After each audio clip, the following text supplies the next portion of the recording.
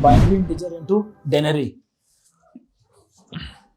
100101110 twos complimented binary integer है जिसको डेनरी में कन्वर्ट करना है, तो इसका मतलब है इसकी प्लेस वैल्यू है 1 2 4 8 16 32 64 और -128 की। तो इसको जब कन्वर्ट करेंगे तो ये होगा -128 प्लस 16 प्लस 4 प्लस 2, ये ऑल टुगेदर बनता है 22 और ये है -128। बच्चों सीख लेंगे, अभी भी बच्चों ने गलत किया हुआ, मुझे हैरत हो रही है कि यार ये तो सिंपल था, तो इसको जरा फिर एक दफा सीख लें आप। तो इन दोनों को जब आप ऐड करेंगे तो आंसर आएगा -106। कैलकुलेटर्स आपके कंप्यूटर के पेपर में अलाउड नहीं है, तो उसके बगैर ही काम आपने करना है। किस किस का गलत था ये? These are the basics. This is very alarming. बहुत अलार्मिंग है ये। अभी तो हमने बहुत मुश्किल काम A2 में करना है, और ये AS का ये टॉपिक नंबर 1 है AS का। ये क्वेश्चन नंबर 1 का पहला part. Convert the unsigned binary number into hexadecimal. अब ये अनसाइंड है 10010110। अब इसको वो अनसाइंड ट्रीट कर रहा है, तो चार का ग्रुप राइट साइड से बनाना शुरू करेंगे। तो ये 1 2 4 8 ये हो गया 6, 1 2 4 और 8 ये हो गया 9, तो ये हो जाएगा 96 किसमें? हेक्साडेसिमल्स में। Convert the unsigned binary integer, unsigned binary integer है, into binary coded decimal. Binary coded decimal, show your working. ये भी बहुत से बच्चों ने गलत किया है। ये अनसाइंड नंबर था 10010101, ये है अनसाइंड बाइनरी इंटीजर है। पहले इसको किस में कन्वर्ट करें? डेनरी में। डेनरी में कन्वर्ट करें। डेनरी से किस में कन्वर्ट करें? बीसीडी में कन्वर्ट करें। बीसीडी खुद भी क्या होती है? This is binary representation. BCD क्या होती है? Binary representation of denary digits. It is binary representation of denary digits. ये तो डेनरी डिजिट्स नहीं है, ये तो बाइनरी डिजिट्स हैं। पहले इसको किस में कन्वर्ट करें? डेनरी में, और हर डेनरी डिजिट का इक्विवेलेंट 4 बिट की वैल्यू लिखें। तो इसको जब आप कन्वर्ट करेंगे तो ये वही फॉर्मूला 1 2 4 8 16 32 64 और 128, ये था अनसाइंड। ठीक है, तो ये हो जाएगा 128 प्लस 16 प्लस 4 प्लस 1 तो ये बन जाएगा 149। तो 9 का अलग, 4 का अलग और 1 का अलग 4 बिट्स का कॉम्बिनेशन लिखेंगे।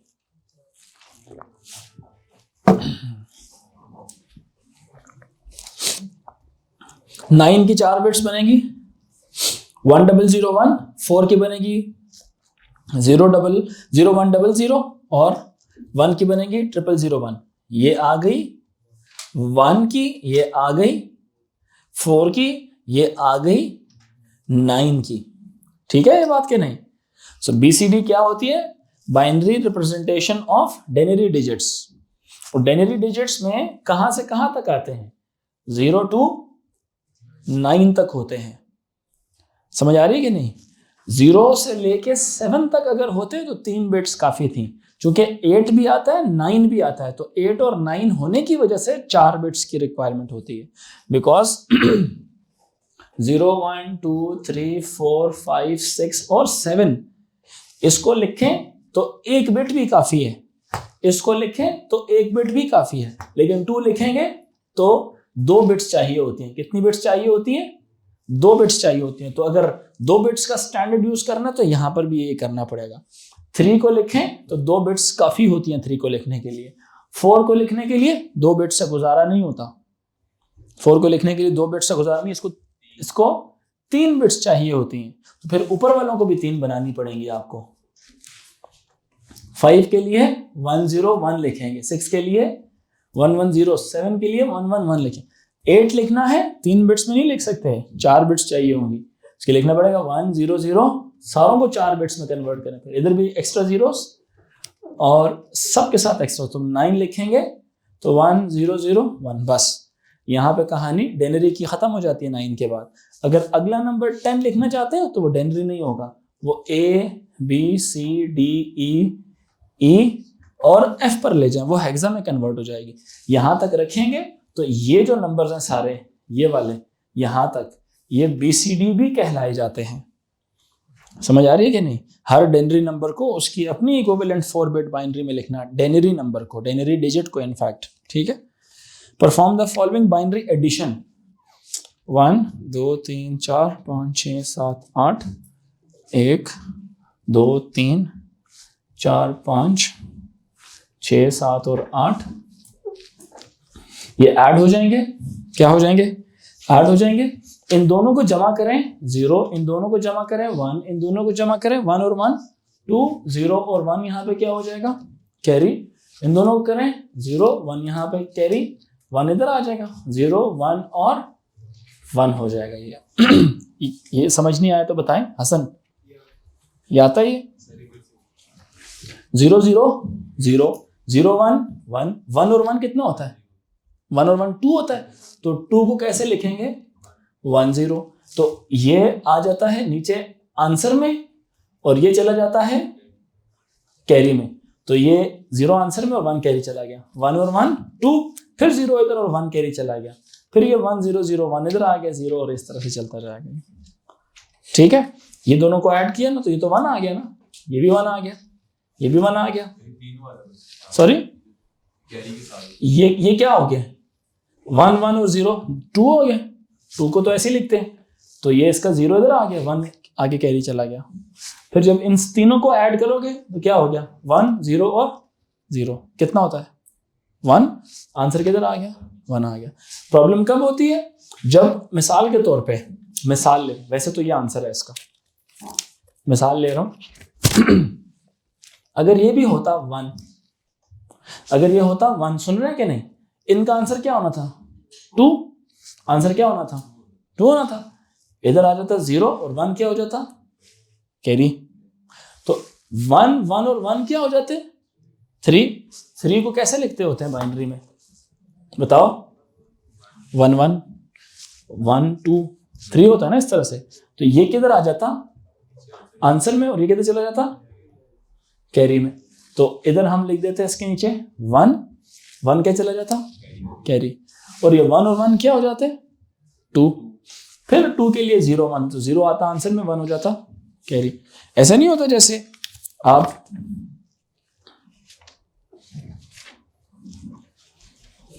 जब इसमें ऐड करते हैं 9 और 9 कितने होते हैं?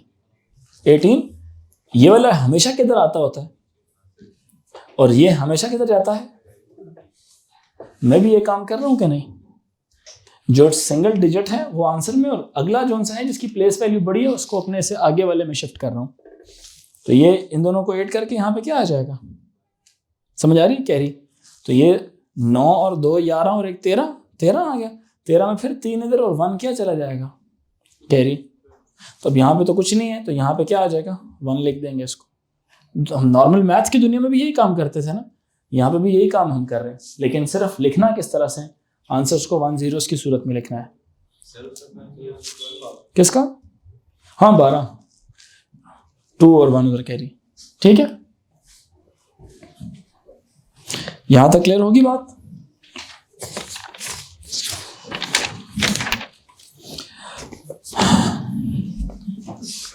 Next question is question number 2. The student records a sound file. A student records a sound file. Explain the effect of increasing the sampling rate on the accuracy of the sound recording. Sampling rate किसको बोलते हैं पहले ये define करें. It is the number of samples taken per second. Taken per unit time या per second. इसको बोलते हैं. Normally sound की क्या sampling rate है? Boys 44,100 samples per second. अगर ये मोनो साउंड है तो 44,100 सैंपल्स पर सेकेंड। स्टीरियो है तो कितनी है? मल्टीप्लाई बाय 2, ये फिक्स्ड वैल्यूज है। इसको बोलते हैं लियोनार्डोज rule. 44,100 samples per second is the when it is converted into digital file. Sampling rate कितना है लियोनार्डो रूल, ठीक है, 44,100 samples per second if it is a mono audio. ना बात करें मोनो ही लेनी है हमेशा, लेकिन बात कर लेना ड्यूल, स्टीरियो, डबल, तो मतलब उसको मल्टीप्लाई बाय 2 कर देना है, फिर वो 88,200 बन जाएगा, मतलब डबल हो जाएगी फिर उसकी मेमोरी। ठीक है, समझ रहे मेरी बात कि नहीं बच्चों? बताओ, क्लियर हो रहा है? अच्छा, explain the effect of increasing the sampling rate on the accuracy of the sound recording.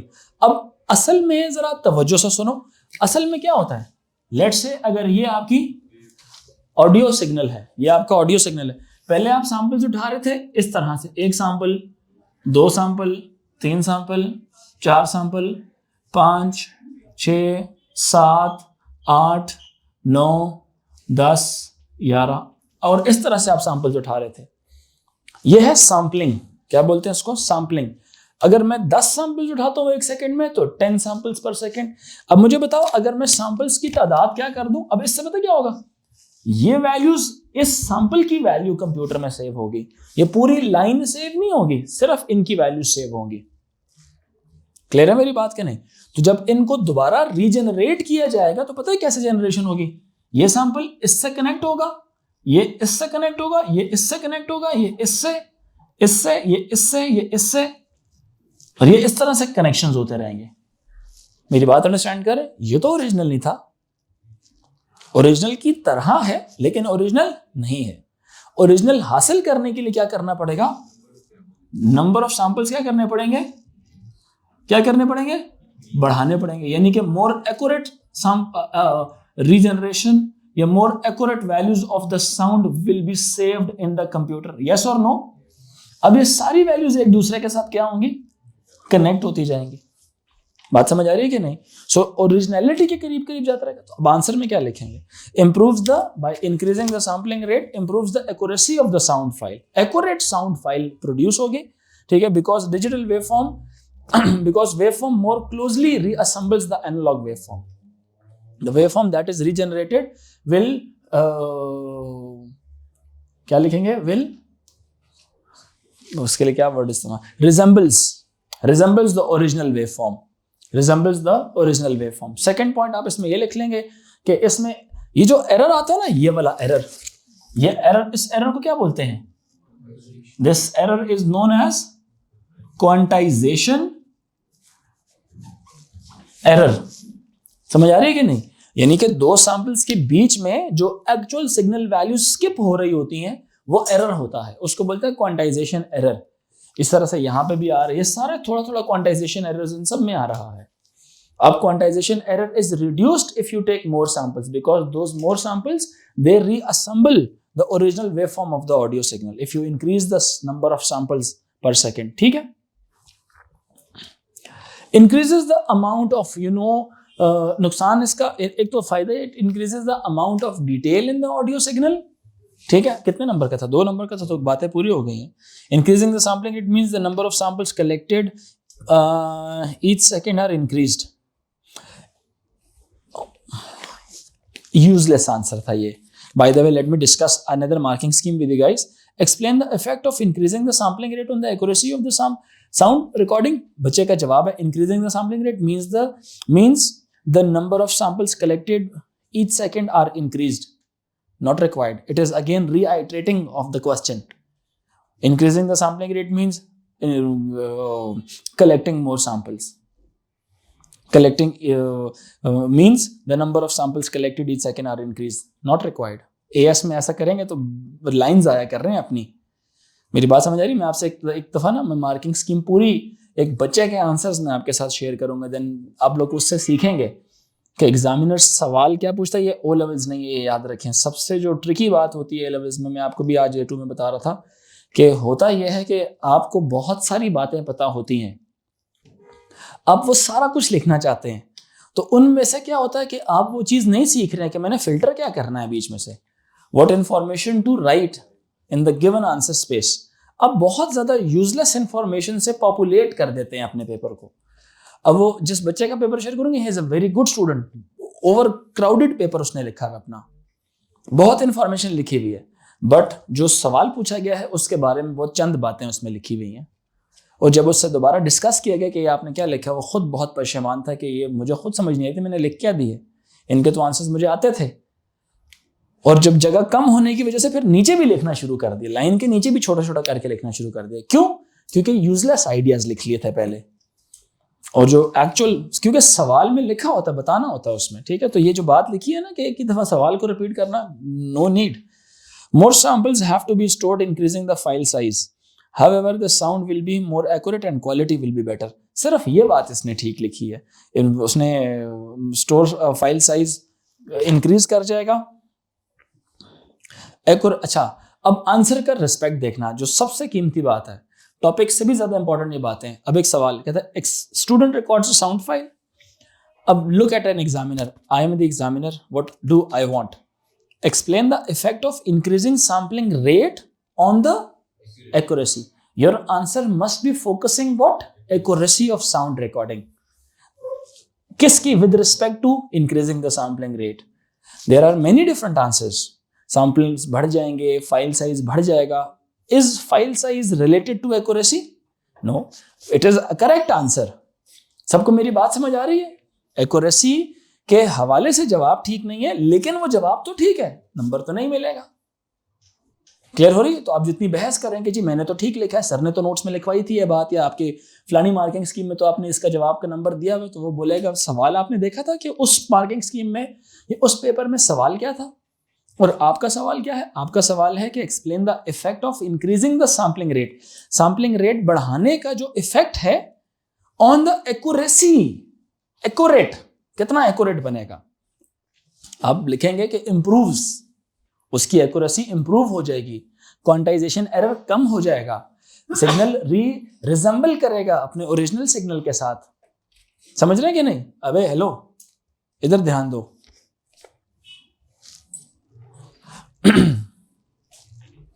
Ji, increasing the sampling rate means the number of samples collected each second are increased. तो तुम्हारा भी मैं काटता हूँ, मैं काट देता हूँ, रुको जरा, मैं भी 2 मिनट रुक जाओ, मैं मामा को बुलाता हूँ।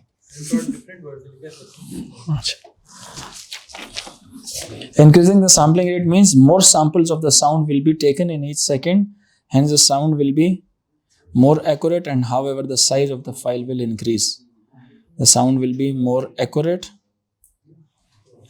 Increasing the sampling rate means more samples of the sound will be taken.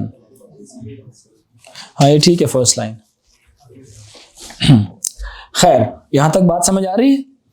Explain the effect of decreasing the sampling resolution on the file size of the sound recording. अब सवाल का फिर से रिस्पेक्ट क्या हो गया? तब्दील हो गया। अब उसने कहा है explain the effect of decreasing the sampling. What is sampling resolution? Hasan?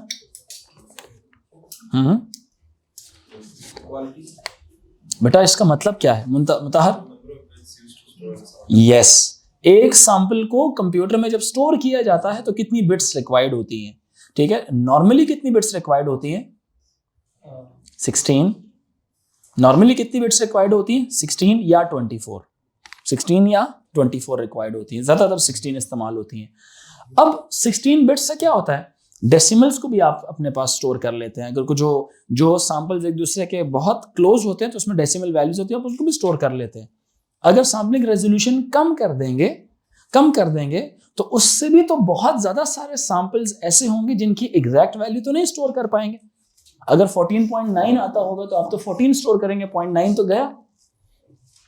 समझ आ रही कि नहीं?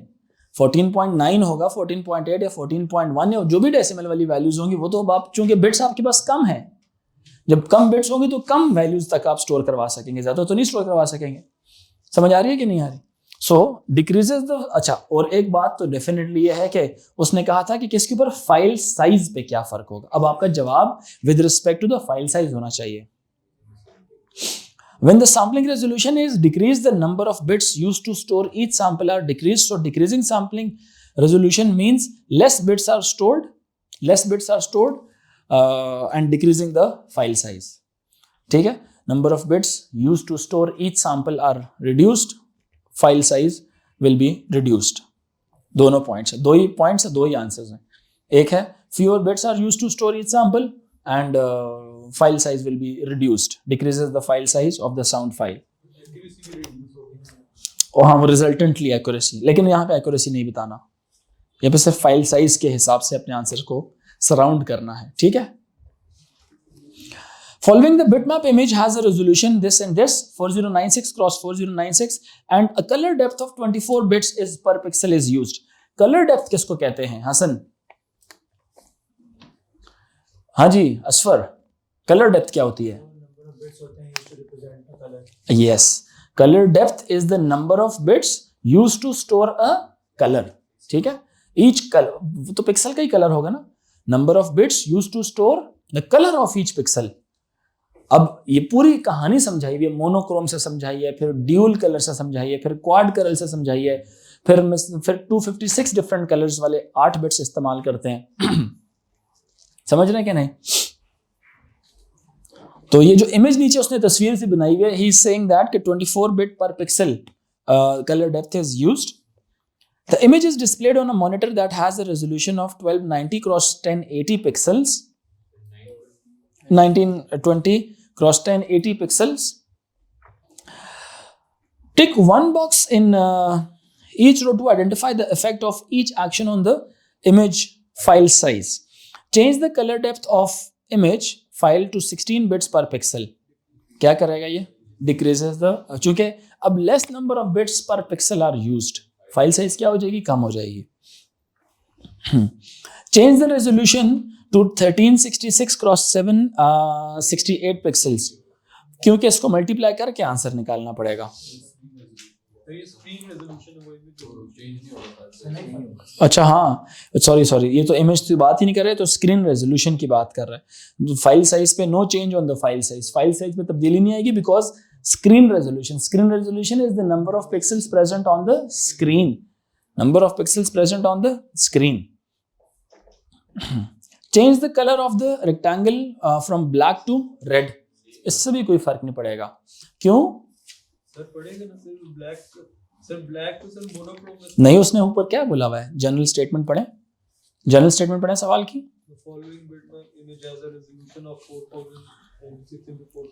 Yes, and the colour depth of 24 bits. 24 bits का मतलब है true colour. It can be any colour. ये सारे कलर्स मोनोक्रोम होगा तो फिर only 1 bit will be used. 1 bit can either be 0 or it can either be 1. समझ रहे हैं बात के नहीं? So ये चूंकि दिखाया आपको रेड है, ये अगर 16.7 मिलियन कलर्स भी इस्तेमाल करके ये इमेज मुझे दिखाए ना, तब भी नो चेंज. क्योंकि हर बिट जो मर्जी, हर पिक्सल जो मर्जी कलर है उसका, वो 24 बिट्स ही ले रही है. अपने आप को कंप्यूटर में हसन क्या करने के लिए? स्टोर करवाने के लिए. कितनी बिट्स ले रही है? 24 बिट्स ले रही है. अब रियलिटी में भी 24 बिट्स ही लगती हैं. ठीक है हसन, ये जो टॉपिक्स मिस हुए हैं ना, वो लाजमी यूट्यूब से देखने हैं आपने लेक्चर्स. ठीक है, लाजमी देखने बच्चे. These concepts are very weak यार. ये सारी डिस्कशन है, ये बड़ी लंबी डिस्कशन है इसकी. ठीक है, लाजमी टाइम निकालना है और इसको लाजमी देखना है. और बेशक आपको नहीं समझ आती, बार बार रिवाइंड भी कर सकते हो उसके अंदर. ठीक है, लाजमी देखना है. State 2 benefits of creating a vector graphic instead of a bitmap. Image. 2 benefits of creating a vector graphic instead of a bitmap image. हर एक के अपने अपने एडवांटेजेस होते हैं. वेक्टर ग्राफिक का एडवांटेज ये होता है कि upon magnifying it does not pixelate, quality does not deteriorate. Quality खराब नहीं होती है. ये जूम जितना मर्जी करते रहें, ये आपको एक्चुअल इमेज ही दिखाता रहेगा. ठीक है,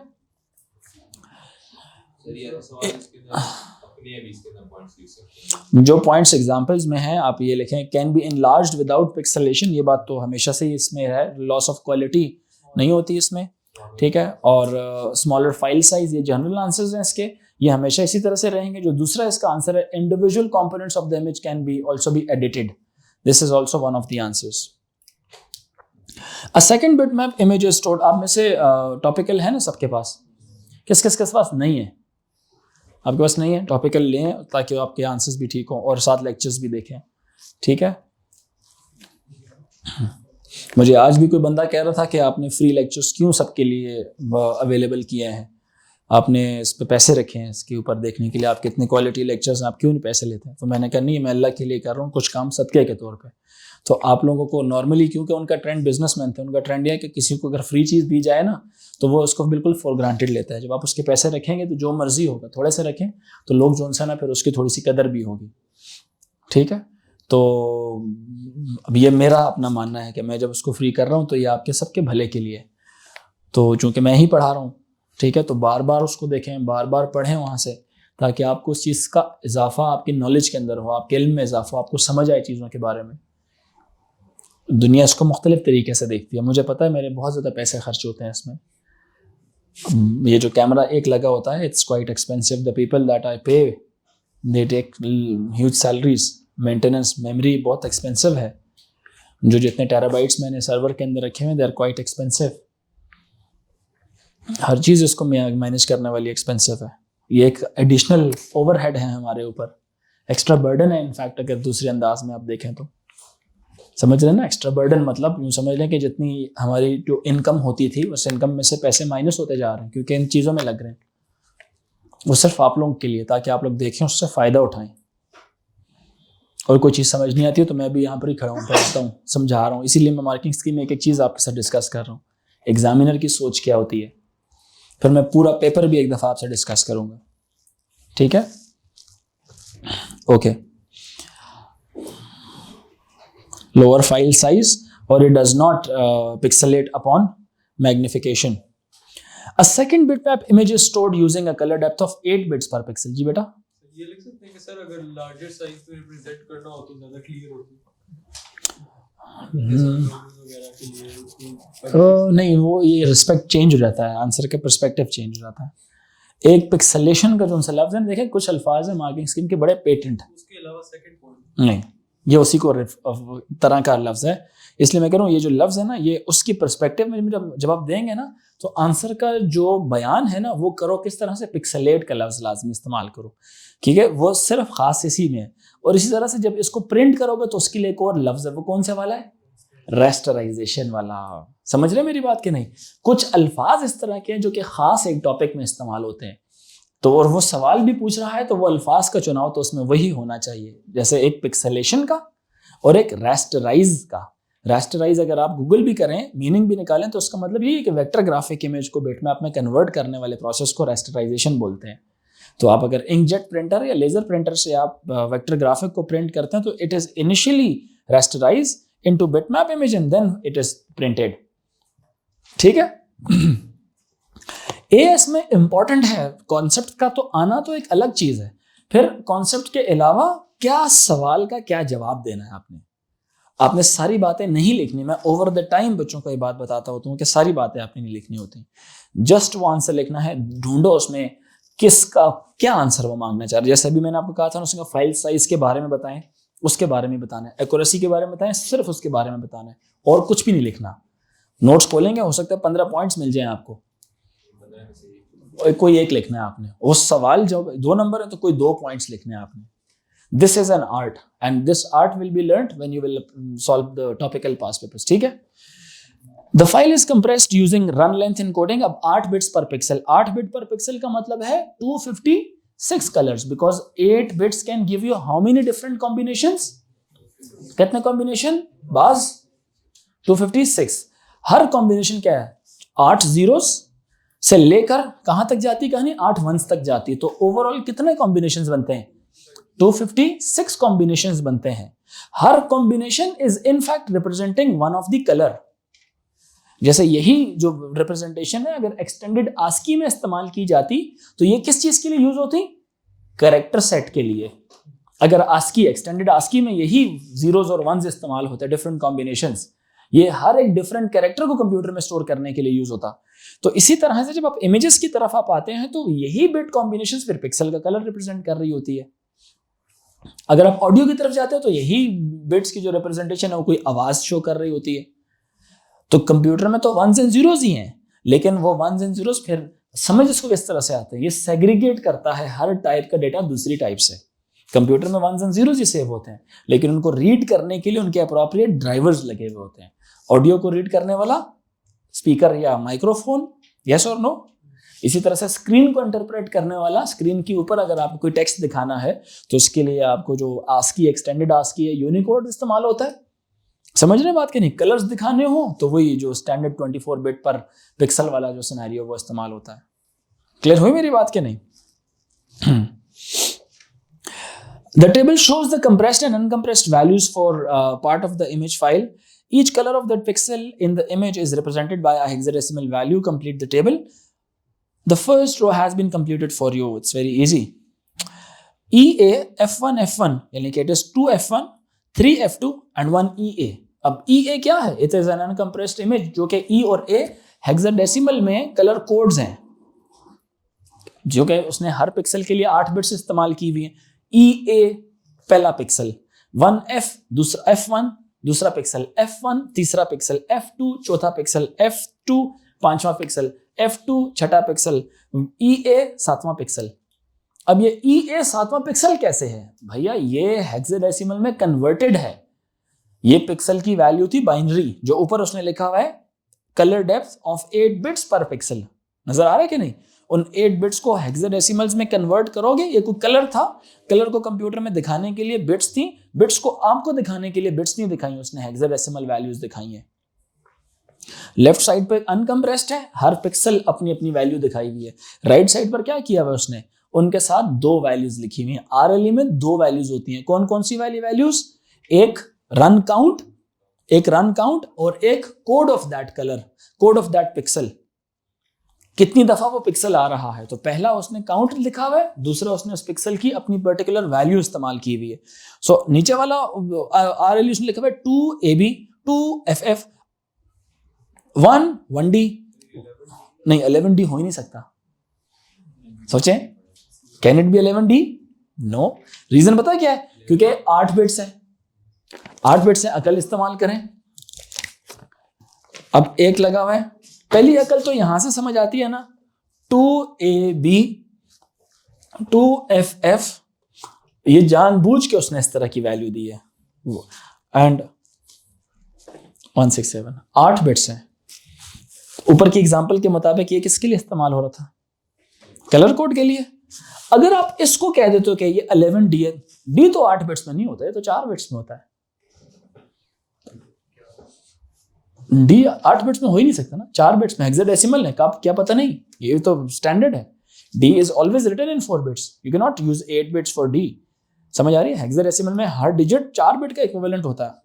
तो अगर ये 4 बिट का हो गया तो बकाया 4 बिट किधर है फिर?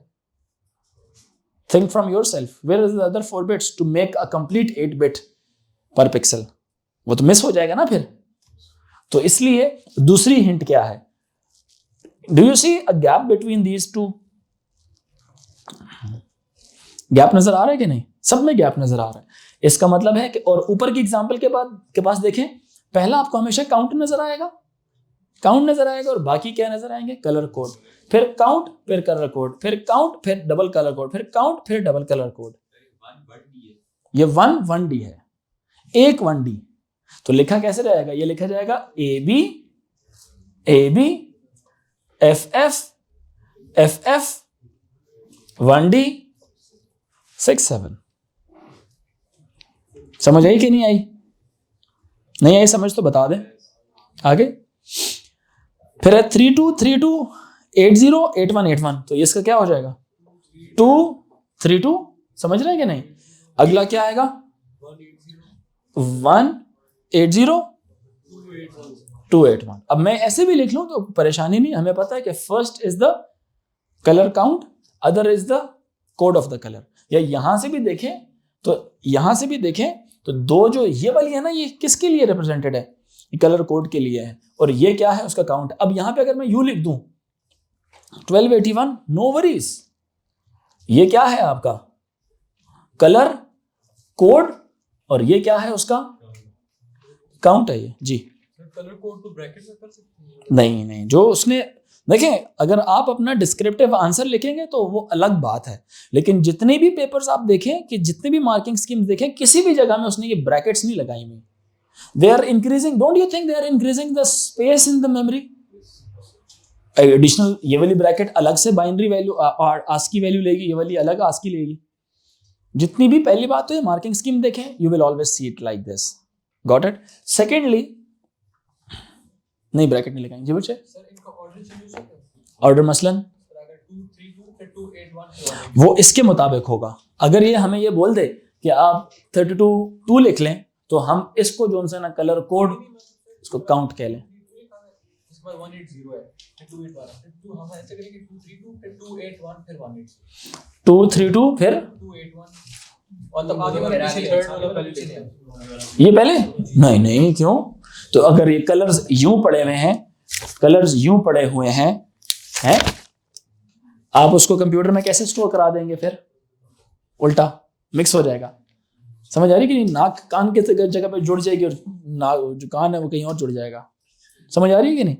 बेसिकली क्या है, ये तो कलर्स ही है ना जो हमें डिफरेंट बॉडी पार्ट्स नजर आते हैं, तो पिक्सल्स ही हैं. पिक्सल्स इधर कर लो, पजल बन जाएगा, मिक्स हुए हुए होंगे सारे. क्लियर हुई मेरी बात? आपने सवाल सुना है इनका? क्या सवाल था इसका? है नकमे इंसान, शर्म तो नहीं आती है? झूठे हंसुनी दान नहीं निकालो आगे से.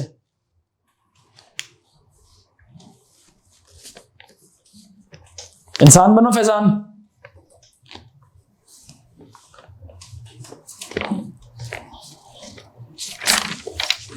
बाकी बातें नेक्स्ट क्लास में, लेकिन